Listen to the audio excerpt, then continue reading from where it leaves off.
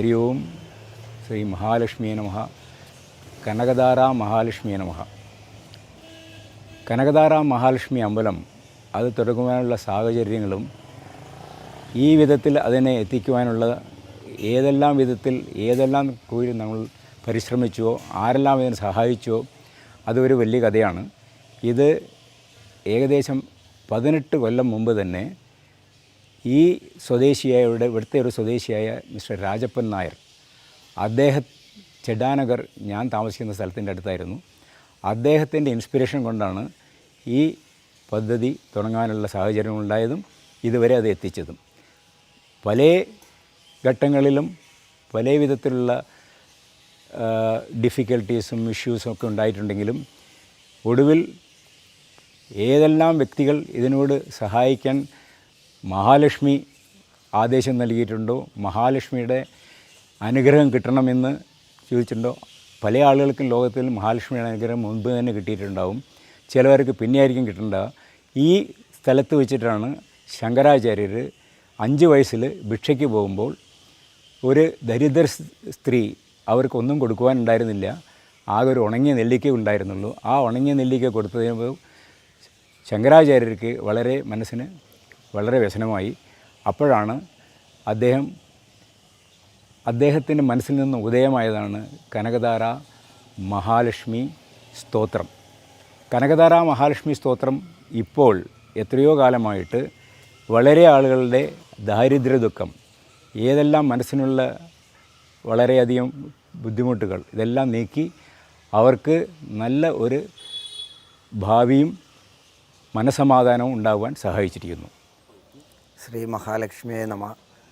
യസ്യ കനകവർഷേണ യദ് ദാരിദ്ര്യം തിരോഹിതം തസ്യൈ ദയാർദ്രചിത്തായൈ മഹാലക്ഷ്മിയൈ നമോ നമഃ.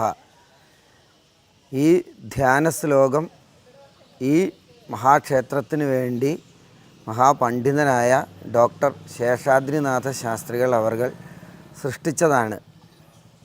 അതിൻ്റെ അർത്ഥം തന്നെ എങ്ങനെ കനകവർഷം ചെയ്തുകൊണ്ട് ദാരിദ്ര്യ ദുഃഖത്തെ ഉന്മൂലനം ചെയ്തുവോ അത്രയും ദയാഹൃദയം ഉള്ള മഹാലക്ഷ്മിയെ ഞാൻ വണങ്ങുന്നു എന്നാണ് അതിൻ്റെ ഒരു സാമാന്യ രൂപേണയുള്ള അർത്ഥം.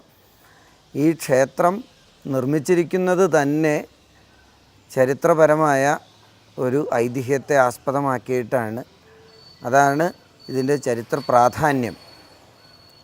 മഹാലക്ഷ്മി ഒരു സ്ത്രീയുടെ ദാരിദ്ര്യ ദുഃഖം ഇല്ലായ്മ ചെയ്യുവാനായിട്ട് ആദിശങ്കരൻ്റെ കനകധാരാസ്തവം എന്ന പ്രാർത്ഥനയിൽ സംപ്രീതയായിട്ട് സ്വർണ്ണ നെല്ലിക്കകളുടെ രൂപത്തിൽ സ്വർണം വർഷിച്ചുകൊണ്ട് അവർക്ക് ഐശ്വര്യം നൽകിയെന്ന് വിശ്വസിക്കുന്ന ഒരു ചരിത്ര സംഭവത്തെ ആസ്പദമാക്കിയിട്ടാണ് ഈ ക്ഷേത്രം രൂപകൽപ്പന ചെയ്തിരിക്കുന്നത്.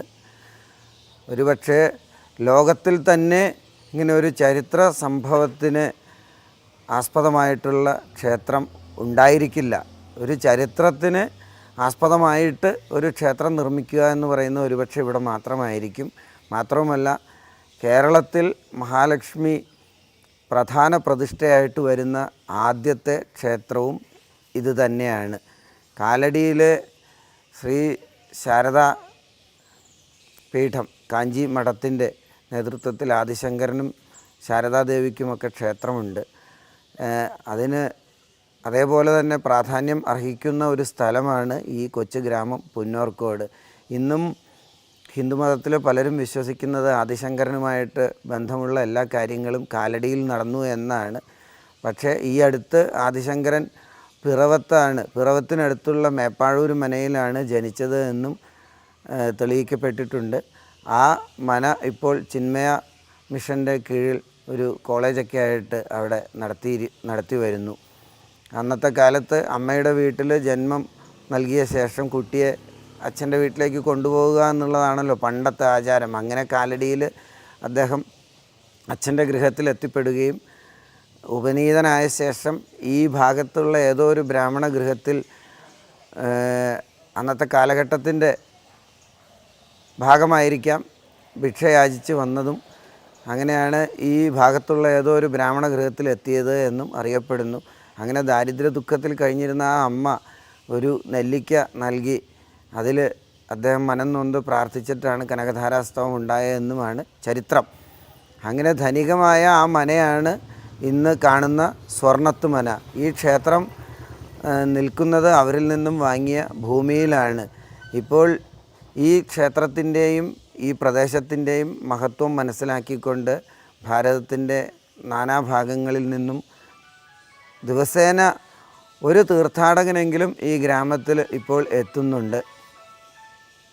അങ്ങനെ മഹാലക്ഷ്മി എല്ലാവർക്കും അനുഗ്രഹം നൽകട്ടെ.